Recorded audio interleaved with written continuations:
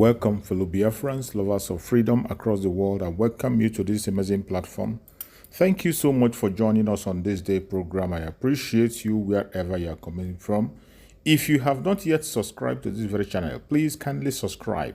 Click the notification bell so that you'll be notified each time I upload a video. Like and share to all platforms. Share to family and friends. Share to everyone that is connected to you. Join us on this radical evangelism. Let us spread the gospel of Biafra and awaken those who are sleeping. Fellow Biafran that are watching. This platform where you are watching this program is Biafra Exodus Hard Talk TV, a platform where we bring information that is coming from the Biafra Republic Government in Exile. A platform where we are bringing information that is coming directly from the Prime Minister of Biafra Republic of Exile, Mazi Simon Ekpa. A platform where we bring to Biafrans what is going on the restoration of independence of Biafra, and we expose the evil of the Zoological Republic in Biafran territory, the war they have declared against the Biafran people, and they are hiding it. We expose it in this platform. In this platform, there is no political correctness. We say things the way they are. We bring information to your doorstep and expose every hidden agenda of the zoo in Biafran territory. I welcome every one of you. I want to share with you on today's program a talk show that is going on in the Zoological Republic called Nigeria. I'm going to present to you what the press has talking, the debate that's going on in the press about what is happening against our Prime Minister and against our beloved sister in Canada. Pay attention to everything that will be said on this very video. At the end, go to the comment section, put down your comment and tell me what you think about the debate that is going on in Nigeria. Let us watch and hear what the journalists in Nigeria had to say. Good afternoon and thank you for staying with us. Good afternoon, Esther, and thanks for having me. Mr. Chukwuma Okoro is the author of The Future of Politics. I would implore you to actually get it right there on Amazon Nigeria. And of course, you can also make sure that if you're interested in politics, I think the book is going to give you in-depth or perspective or insight into what politics is today and in the future. Mr. Chukwuma Okoro, that is also going to be the bane of our conversation today. A lot has been actually transpiring post-election, but let's look at this particular situation. Now, the release of Nnamdi Kanu is the clamor all over. I'm sure on this platform, a lot of people listening to us will say we're always talking about it, but it's a recurring development. It's a story that is in continuum, so we'll always talk about it. Now, the fact is this, with these referendum, this e-voting that has taken place, does it guarantee Nnamdi Kanu's freedom anytime soon? Esther, the e-referendum is contentious. You know, contentious to the fact that, to the extent that I don't know when it was conducted. Okay. The fact that it was an e-voting. It was e-voting, yes, thing. The fact that I don't know when it was conducted. Okay. Also, doesn't take away the fact that it could have happened. All right. And here we have Simon Ekpa saying that about 50 million people voted in that referendum. I think the beauty of what Ekpa has done is to highlight the fact that Nigeria needs to accept and assent to the fact that, look, we should have a referendum in our constitution. You know, it's a democratic tool that is used all over the world, you know, to make decisions based on people's votes. Just like you have a plebiscite. Unfortunately, we have a Nigerian government that thinks that when you mention the issue of referendum, the first thing that comes to their mind is that Southeasterners want to exit Nigeria. And that is wrong. That is a very wrong perception. Okay. You know, you can use the referendum for a whole lot of issues. In some countries, if you want to do a constitutional amendment, you put it to vote.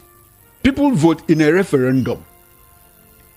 In Ireland, they had to conduct a referendum whether to make a legislation in favor of same-sex marriage. Okay. In Pakistan, in 2002, Pervez Musharraf, the president, a military leader, conducted a referendum and used it to legitimize his stay in power, his transition from a military ruler to a civilian ruler. So I get somehow distraught with the fact that the moment you talk about referendum, the Nigerian government, they think is all about is all about the Igbo people. That is not what referendum is all about. If we have to do a constitutional amendment, some cases you put it out in a vote.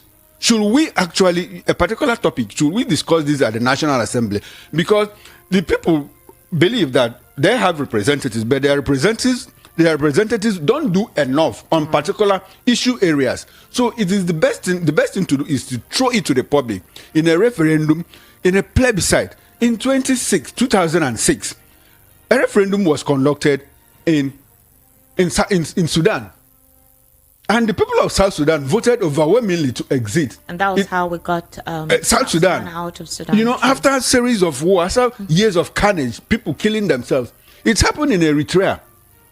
Between Eritrea and Ethiopia, they exited on their own. Referendum is not bad. And when the referendum was conducted in Scotland in 2014, majority of the Scots voted, look, we want still to be part of the United Kingdom. Okay. After 300 years of union, it was put to vote, and the Scottish people decided, look, we still want to be part of the United Kingdom. Esther, since 2014 that the referendum was conducted, nobody has ever come up to say the Scots want to exit from the UK. I'm of the opinion that if you conduct a referendum here, there is a likelihood, operational word likelihood, that a lot of people in the Southeast, if not majority, will assent to the fact that we want to remain part of Nigeria, because the Igbo man has expressly demonstrated his drive for unity. That's your own perception. That's your own opinion. I'm talking about a couple of Southeasterners or Igbos may actually disagree with you. Those say that Esther, how do there is a referendum that would go for it. Esther, how do we get an accurate opinion? Conduct a referendum. That's what he said. He did. He said over 50. Who conducted? Look, Esther. Let's be very factual about this. You know, to the extent that we want a referendum conducted, it should follow due process. Exactly. You know, you cannot. It's like being a judge in your own case. All right. Who conducted the referendum? That is the question. Okay. And I'm saying, let us make it formal. The Nigerian government, either ECOWAS or UN, can get involved if we don't trust that INEC will conduct a free and fair referendum. Okay. Let's get involved. The EU, the United Nations, ECOWAS, you know, even AU, to come in and conduct a referendum that will be free and fair. It is at that point that we will decide whether the people of the South still want to be part of this union or they want to exit. That is the issue. What Simon Ekpa has done, like I said, is negotiating. And the referendum that is put out in the open is a tradable. You know, is a tradable. He has brought something to the table. Okay. And he said he's going to conduct a convention and even invited our own Minister of External Affairs to be part of it. All these things are tradables. And I relate it to what Yasser Arafat did, you know, from transiting the PLA as an authority to an organization that gets represented in the United Nations with observer status. You know, so let us do things. Because the thing is, the reason why I'm talking about this, or rather why this is here, is because there needs to be a proper understanding of what is at play. A couple of people just naturally go negative or aggressive when they just hear about this kind of thing without having a proper concept of what it is. Some people do not understand what self-referendum is, or the pattern through which it was conducted according to the self-imposed prime minister. Nobody knows how the process goes, but he declared that this is how a lot of Southeasterners, Igbos especially, are interested in this, and they actually want to be extracted. They want to find their own nation. So that is basically why we wanted to have a proper context of this conversation. Exactly. But then here is the thing: where a situation where this kind of thing is called for, there are factors which he reeled out. He talked about certain issues which have bedeviled a lot of individuals, specifically from the region, from the southeastern region. He said marginalization was one of them.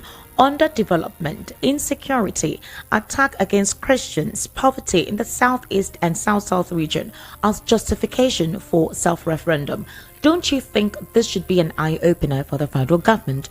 If you go to the southeast, for example, there are a lot of underdeveloped areas, especially for how long, you know, that particular region has existed. Questions have been thrown to the southeastern leaders as the governors they've had so far. Why have they not really put a lot of investment or created investment opportunities in that region? Why is that region neglected? Why is that region, you don't have a lot of people residing there? just because of the underdevelopment, no proper access to healthcare, education, even the roads. So what would you say to the fact that what he cited as a reason for this is basically what's transpiring there? Esther, the reason for the referendum that we demand for, it's not hidden. It's a road we have traveled several times. Okay. It is very clear that the Southeast has been marginalized by the central government, and some of us even think that there's a conspiracy theory behind it. To oppress the people, to let them remain where they are. But that is the issue in contention now, is that Simon Ekpa conducted a referendum. And Esther, let me ask you, now that he conducted a referendum and people are shouting, oh, referendum has been conducted and 50 million people voted in favor, who is going to enforce it? That is the big question. Who is going to enforce it? So for us to have a referendum that will be enforced, the Nigerian government has to be involved. Probably ECOWAS, AU, UN or EU can get involved and legitimize the process. Is this why this convention is being conducted, where the convention is also still being organized by a non-state actor. Who is going to attend? Will the EU be represented? Will the UN be represented? Will ECOWAS will the Nigerian government be represented? Despite the fact that he has extended an IV to our minister. So while we are looking at all these things, let us contextualize it within the ambit of legality and legitimacy, so that it will become not only broad-based but acceptable to the people. And if you talk about governors and underdevelopment in the Southeast, there are two layers to it. All right. The Southeast people feel that clearly they have been marginalized by the central government of Nigeria. In terms, symbolically, if you look about state creation, the Southeast is the only region that has 5 states, while others have 6, with Northwest even having 7 states. That is an issue. Now, in terms of appointment, the people feel shut out of the space. I already told you, I think yesterday we spoke, yesterday or 2 days ago, where I told you that in the recent appointment in terms of security for the Southeast, only one person is being designated. Not only the security. I also made reference to a recent appointment that was made by the president in the humanitarian ministry. There were 7 directorates that got directors. Yes. Incidentally, we have 6 geopolitical zones. It would have been proper to spread it from each zone, one person, one director from each zone, one director. But do you know what we got? We got 5 directors from the Southwest, where the president comes from. One from the North Central and none from the Northeast. Northwest got 1, didn't get any. South didn't get any. Southeast didn't get any. So these are the things that spike and fuel, the agitation for self-determination.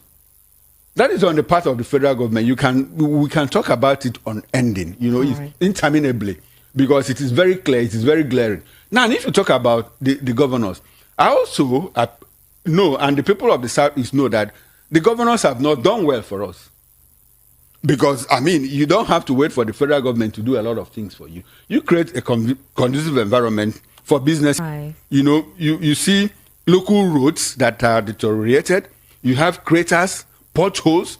You see vehicles cannot... Deadly ones. That's why when those kidnappers want to kidnap, it's very easy for them. Even goods and services being transported, they get locked in those potholes, and sometimes they get stranded on the road, and they're open for thieves to take over some of those. So that's also part of the underdevelopment. Like I said, it's a layer thing. The central government has a responsibility. The state government, you also blame the state governors because they have not done enough. Start by building roads. Start by building roads. So the question now Start by deploying infrastructure. Yesterday I was speaking with Mr. Anosike, and he talked about the fact that it's all about envy for the supposed marginalization or hatred to some of the Southeasterners. For example, the conversation came up based on a particular woman who resides in Canada. She says she's a Canadian citizen. Slurs. Now, X has been rife with ethnic tension recently. In fact, since post-election, there's been quite a lot of back and forth. The question is, who starts off this ethnic slurs, and then of course the other person responds. Now, when this woman made the comment she made, it went viral. Abike Dabiri actually had to speak on it, through her the agency that she's in charge of, and then the Southeasterners also brought out tweets of those from the southwest of Lagos or Ogun State, wherever it is they're from, of how they had made several nefarious statements, indicting statements of harming, persons from the southeast or those who are Igbos. And then this whole thing has continued. Now, the question I now asked was, what is the federal government doing about it? And then the agency that is meant to be responsible for actually proper orientation have gone moribund. That's a national orientation agency. They are now moribund. So what should be done, and how can the presidency resolve this marginalization beyond the whole self-referendum, the act for these Igbos to extract themselves from the country or secede as they've been clamoring for? Oh, okay, Esther, I think we are not talking about the insightful speech and all of that. It's still part of the reason for the call for self-determination, the marginalization, the insecurity, the underdevelopment, the isolation. This is part of it. That is what culminated to the ethnic tension on social media. No, Esther, it's not. It's not. It's not? Let's divide it. All right. Let's separate them. All right. The call for the ethnic slurs, wherever it comes from, wherever it originates from, is highly condemnable. Obviously. What the woman, Amaka, supposedly, an Igbo woman did in Canada, is evil, is obnoxious. No matter the level of hate, you don't express an intent to kill. But somebody said that she responded to what a particular social space conversation said. Esther, two wrongs do not make it right. So that is why I condemn it in strongest terms that I can. But on the flip side, let's look at the actions of people in government. And like you mentioned, Abike Dabiri. Yeah. Abike Dabiri happens to be one of our own fine journalist, fine newscaster. But since she got into government, she has expressed a level of bias that is inconsistent with her position. Before she got the appointment. But before she got the appointment, she was just a newscaster. She was a journalist. She didn't have an opinion of her own. So probably the appointment was able to unmask her, unmask the kind of geniality when you see people in public places, like you are reading the news now. Yes. I can provoke you. Yes. If I provoke you now, you look at your professional background to react. Yes. So those geniality were probably hidden behind the camera. But now that she got the appointment, the biases exploded, because clearly she has been profiling a particular ethnic group, especially the Igbo group, wrongly. Do you know why I said so? I could read out instances where people from the West, our brothers from the West, meanwhile we are the same humanity. It's just differences in language and culture, minor differences. Okay. So we belong to the same humanity. Our brothers from the Southwest committed crimes and offenses at the international level. Outside Nigeria. And she was very silent on them. But the moment somebody from the Southeast, there's an infraction on that person, became very vocal. She is very, very quick to bring it to the fore. At the road to the Canadian like what happened to, like what she's doing with the Amaka thing now. Yes. We had an Adenika Jr. who did the same thing under her purview from UK, and she was silent. There was a time that Yoruba prostitutes, sorry to say that, were paraded in Spain and Italy. Abike kept quiet. But when a certain people from the Southeast went to steal in Dubai, she quickly put it out there. She said that her purview is outside Nigeria. Anything internal is not within her purview to respond to. I've given three instances. One that happened in Spain, she was silent. Another happened in UAE. And these are external issues that she did not bring to light. So you clearly see some kind of selective justice on her part, on the biases. We don't talk about what the Oba said. Do you think politicians are the ones inducing this and distracting people from what is currently going on? Maybe this would occupy them. Politicians they get also distracted from actually the focal, the real issues bedeviling the nation. There is insecurity, there is hunger, our healthcare system is not it, educational system is nothing to write home about, youths are being underemployed. Do you think this is a way to create distraction from the main issues?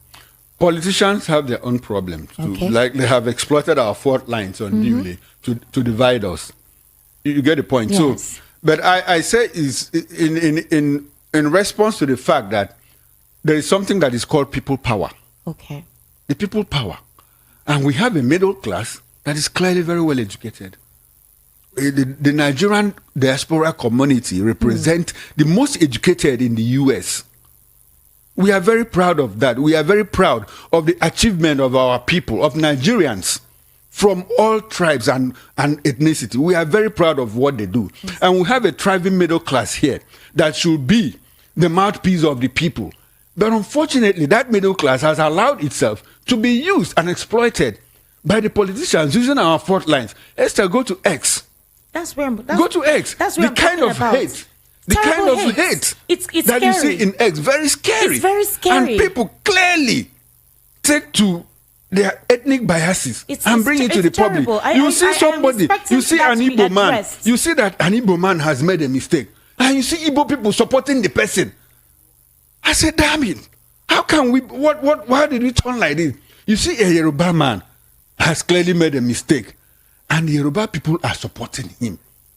You see an ethnic man, an Ibibio man that has made a mistake. You see people from his ethnic group supporting him. Esther, if you don't belong to the middle class, you cannot have an X account. So X account, social media clearly is... At least you're enlightened, you're educated. You understand especially how to X, use especially social X. media. You understand, especially X. Yes. X is very elitist. It's highly elitist. So you have to come from the middle class to be able to belong use that platform. And so if the middle class, you see this kind of hate, you see the thing trickling down to the pedestrian yes, level. Obviously, to the it does. pedestrian level. That's how propaganda happens. When you say Igbo must go, you see the urchin in the street who is probably doing his business and benefiting from the Igbo man, asking the Igbo man to leave. Because he doesn't understand. Mr. Chukwumakoro, we've actually run out of time. It's a very scary situation, and I'm expecting that it should be addressed as soon as possible. Let me land on the people's power. Persons too. Bayo Onanuga had made such discriminatory statements. The First Lady had said so. I remember in 2019, during the presidential elections at the time, under the administration of former President Muhammadu Buhari, all of these dissenting comments came from those who are occupying top positions now, and they're not afraid to actually say they made those statements. So if it's coming from that level, how should this be curbed? The only way to curb it is to have responsible leadership. And like if those are your leaders, who are these leaders? If they're the ones encouraging it, then what happens?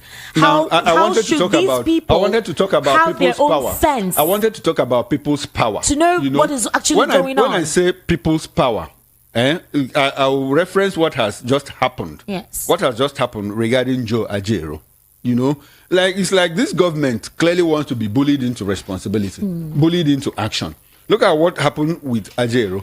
He was invited clearly now on trumped up charges because the police came to say, oh, it was in relation to the person that we caught. In the labor house. And with the pressure, with the mass of pressure coming from the NLC and the civil society, Ajara's situation in depth as well, but possibly in the World News at 6, we can elaborate on that further. Once again, thank you. Thank you, Esther. Thanks for having me. To wrap up the World News at 6, or rather the World News at 12, here again are the top stories. Federal government seeks stronger Nigeria-European Union ties to tackle malnutrition, humanitarian challenges. Federal government evokes no work, no pay policy against resident doctors. DSS gets court order to freeze 20 bank accounts of female suspected terrorists. An ex-United Nations Special Rapporteur on human trafficking in Nigeria speaks. That's a wrap on the World News at 12. My name is Esther Wachuku. Good afternoon and thank you for listening. Up next is Area Mata with Alaji.